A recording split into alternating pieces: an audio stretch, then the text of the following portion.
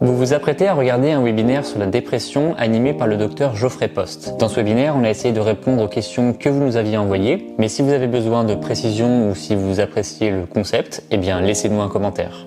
Pour participer au prochain webinaire, il vous suffit de vous abonner à notre newsletter, et puis si vous souhaitez tester une application basée sur les TCC, eh bien téléchargez simplement l'application Phil, elle est disponible sur Play Store et App Store. Pensez à liker, commenter, partager cette vidéo, et bon visionnage. Alors, bonjour à tous, je me présente, je suis le docteur Post, psychiatre et associé à Phil, co-développeur du projet de Phil. Et je vous souhaite bienvenue à ce webinaire dans lequel vous allez pouvoir interagir. Je vais commencer à partir des questions qui m'ont été envoyées. Alors la première question qui m'a été posée, c'était de savoir si on peut vraiment guérir de la dépression. Alors, oui, la question est oui, bien sûr. Heureusement, parce que une personne sur 3 à une personne sur 5 va faire une dépression dans sa vie.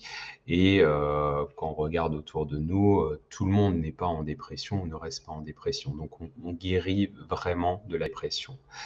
Après, j'aime bien comparer la dépression à une entorse. Si on soigne bien sa dépression, comme si on soigne bien son entorse, on peut finalement récupérer, voire même récupérer en ayant des muscles plus solides qu'avant. Pour parler d'une expérience personnelle, j'ai fait une entorse, j'ai fait la rééducation et je me suis retrouvé en face du kiné qui pensait que l'entorse était de l'autre côté parce que la cheville que j'avais travaillée était devenue un peu plus résistante que l'autre. Donc je crois qu'au-delà de la guérison d'une dépression, il y a même l'espoir d'une sorte de croissance post-dépression, avec cette idée que à l'issue de l'épisode, vous pouvez prendre des décisions ou prendre des habitudes qui vous seront bénéfiques pour toute la vie. Alors, ça n'empêche pas qu'un jour, on peut glisser sur une plaque de verglas et se retrouver à se faire une autre entorse. Donc, le fait d'avoir guéri correctement d'une dépression n'empêche pas qu'il puisse un jour y avoir une autre dépression, mais c'est pas systématique. La deuxième question était: comment en arrive-t-on à faire une dépression? Et donc, qu'est-ce qui la provoque? Alors, on n'est pas tous égaux face à la dépression. On a une vulnérabilité individuelle qui est différente et qui dépend de plusieurs facteurs qui relèvent à la fois du génétique. Donc, il y a certains gènes qui vont coder pour la sérotonine, un transporteur de la sérotonine, ou d'autres gènes. Et on sait qu'il y a une vulnérabilité accrue en fonction des variants. Il y a des éléments donc, qui relèvent du biologique. Ça veut aussi dire que si on a des maladies, notamment des maladies chroniques et en particulier des maladies inflammatoires, on est plus à risque de faire des dépressions.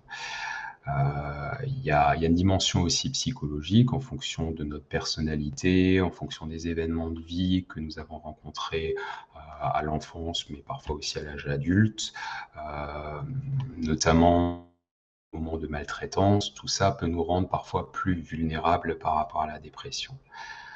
Enfin, le troisième élément, c'est l'environnement.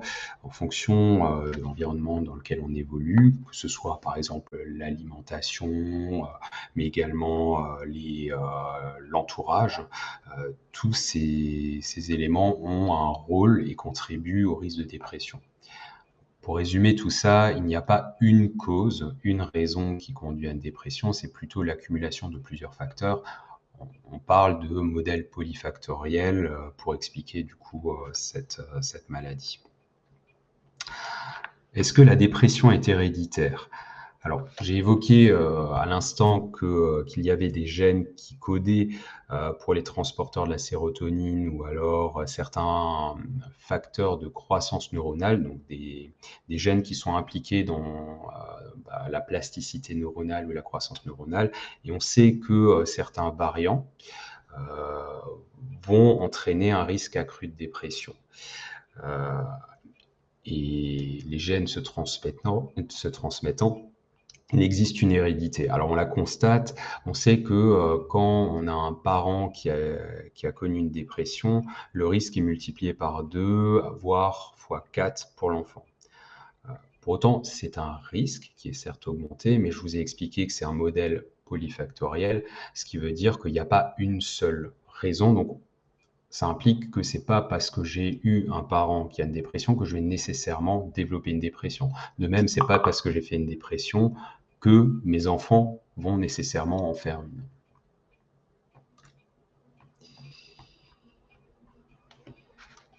Alors, bonjour Marilyn, je viens de lire le message du coup. Merci pour votre présence. Alors, la question suivante, c'était quelle est la différence entre un burn-out et une dépression? Alors, le burn-out n'est pas une maladie et n'est pas considéré, en tout cas dans les classifications internationales, comme une maladie. Le burn-out, c'est plutôt une dynamique d'épuisement qui est fortement connotée comme étant en lien avec le travail. Donc, c'est un mécanisme qui conduit à un dépassement des ressources pour faire face à une situation. L'organisme s'épuise avec tout un tas de mécanismes liés au stress qui se mettent en place dans ce contexte-là. Le burn-out donc, a été initialement décrit chez des équipes de soignants qui soignaient des personnes avec addiction et qui étaient fortement engagés dans leur travail. Donc ça va souvent toucher des personnes qui ont vraiment un intérêt important à ce que leur travail soit bien fait, mais où malheureusement la charge de travail est importante, ou alors il y a aussi des facteurs de personnalité. On a envie que le travail soit à un haut niveau de perfection. On veut que le travail soit très très bien fait, alors que c'est pas toujours ce qu'on attend de nous. Et donc il y a différents mécanismes par lesquels on peut se retrouver dans une dynamique d'épuisement, avec des signes à la fois psychiques, des signes émotionnels, des signes également physiques, d'épuisement, un peu plus mal au dos, plus mal à la tête, enfin tout ce qu'on connaît aussi finalement dans la dépression. Ce qu'il faut comprendre, c'est que donc c'est une dynamique, et dans cette dynamique, on peut retrouver différentes pathologies. C'est-à-dire, on peut avoir par exemple des migraines qui sont liées à un burn-out ou dans le contexte de burn-out. Ça peut être sur le plan psychique, effectivement, une dépression qui peut être en lien avec un burn-out, ou ce qu'on appelle aussi parfois un trouble lié au stress ou une réaction dépressive liée au stress. Et la particularité de cette entité, c'est que quand le stress diminue, le trouble diminue aussi. En clair, si je suis dans une réaction dépressive à un facteur de stress, si je suis en arrêt maladie ou en arrêt de travail ou en congé, mes troubles vont s'améliorer. Je vais retrouver rapidement le plaisir des choses. Alors que si, malgré l'arrêt de travail qui parfois dure 1 ou 2 mois et je m'aperçois que je récupère pas, que je reprends pas goût à la vie, aux choses, là on se situera plus dans une dépression que dans une réaction dépressive. Alors, il y a tout un tas d'autres troubles. On peut développer des troubles anxieux, des phobies en lien avec aussi un burn-out. Donc, la dépression n'est pas la même chose que le burn-out, mais il y a des recoupements. Est-ce qu'un burn-out entraîne automatiquement une dépression? Non, c'est ce que je disais, parce que tout dépend de l'évolution de ce burn-out. À partir du moment où on comprend qu'il y a une souffrance en lien avec un facteur de stress, c'est comment est-ce qu'on va gérer ce facteur de stress? Est-ce qu'on peut le réduire? Est-ce qu'on peut soi-même trouver une manière de s'adapter face à ce facteur? Tout ça peut permettre justement de ne pas tomber dans un trouble psychique comme la dépression ou d'autres troubles. Donc c'est pas un passage obligé après le burn-out. Ensuite, des questions plus concernant le traitement de la dépression qui m'ont été posées. Alors, est-ce qu'on peut guérir de la dépression sans médicaments? Oui, effectivement, on peut guérir de la dépression sans traitement. Je vois énormément de personnes qui refusent de prendre des traitements ou qui décident à un moment qu'ils ne veulent plus les prendre et qui pour autant parviennent à se sortir de la dépression. Maintenant, Souvent, j'observe aussi que derrière cette question de je ne veux pas de médicaments, est-ce qu'il n'y a pas là aussi une pensée limitante? Qu'est-ce qui fait que je me refuse de prendre un médicament qui peut m'aider à aller mieux, plus rapidement et de manière plus sûre? C'est un peu l'idée aussi de, ça dépend aussi du type de dépression. On sait que dans les dépressions d'intensité sévère, donc qui sont quand même, où l'impact est quand même marqué, où il y a un manque d'énergie pour faire face, où on a du mal à se lever, on a du mal à prendre soin de soi, à prendre sa douche, voilà, donc on a peu de ressources et peu d'énergie. Heu, et le fait de se lancer dans une psychothérapie et de devoir à nouveau dépenser plus d'énergie pour aller mieux, ça peut être très compliqué et c'est là où justement les traitements ont toute leur place, en fait. C'est d'ailleurs leur indication, c'est la dépression modérée à sévère. Dans la dépression légère, il n'y a pas une indication parce que, finalement, le bénéfice n'est pas énorme par rapport à ce que peut apporter une psychothérapie. Ça ne veut pas dire qu'ils sont inutiles d'ailleurs dans les dépressions légères, mais ils ne sont pas indiqués.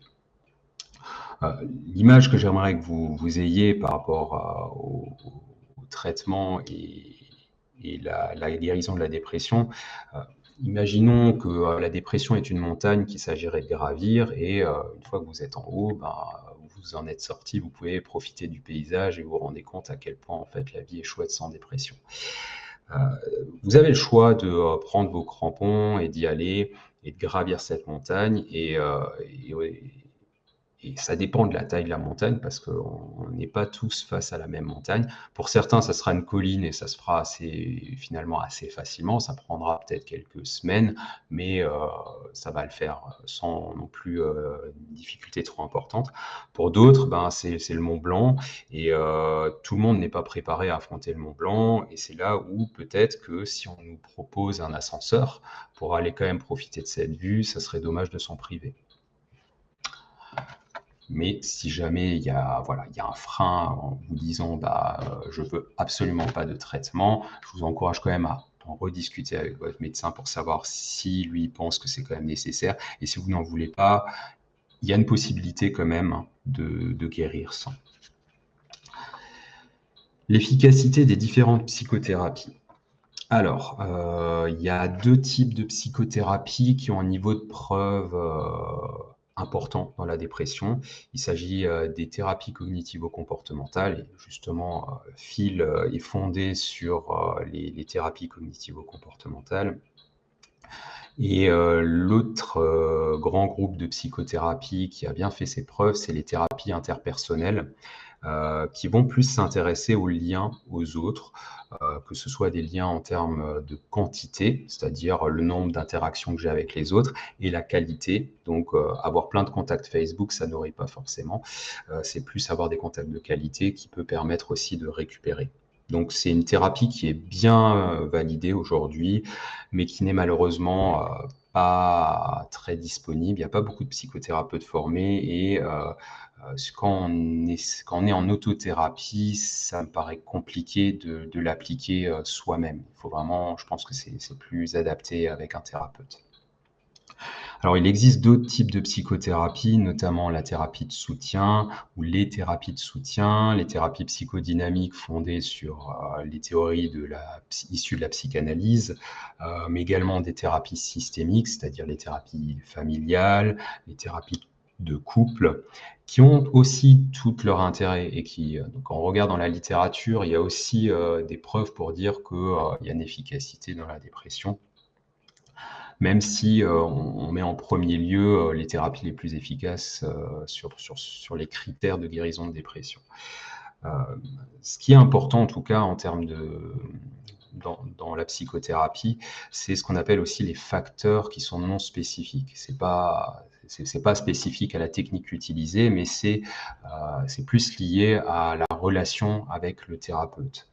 En clair, il vaut mieux, ce qui est important, c'est de bien s'entendre avec son psychothérapeute et d'avoir confiance dans la manière dont il va vous prendre en charge et d'adhérer finalement aussi à la théorie. S'il vous parle un langage qui vous parle, vous aurez plus de chances d'avancer avec lui que s'il parle un discours qui ne vous convient pas, parce que la théorie ne vous convient pas.